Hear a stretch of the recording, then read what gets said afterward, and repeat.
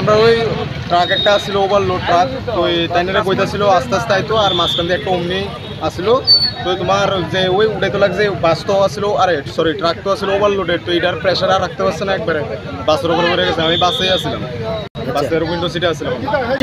Injured এটা তো ঠিক কইতাম পারি না, কোনো যে অবস্থা দেখা যেতেছে এর থেকে বুঝাইতেছে। আমিও নিজেও ইনজিওর্ড হয়েছি হালকা, তো আর কোনো ঠিক কইতাম পারি না সবচেয়ে বেশি। আর তোমার কতজন টোটাল কতজন এমন ইনজিওর্ড হয়েছে কোনো কইতাম পারি না।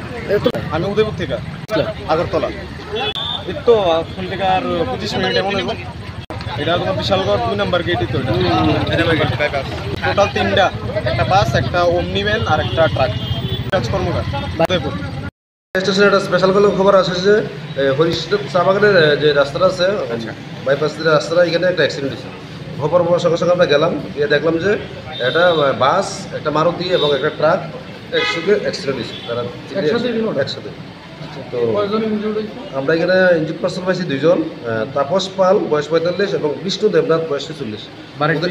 ওদেরকে আমরা বিশালগড় সাব হসপিটালে বসে দিচ্ছি। না পুলিশ তো এখানে তো থাকি, আমি লক্ষ্য করছি না, আমরা তো অনেক লোক বিরাবিলি তো আমরা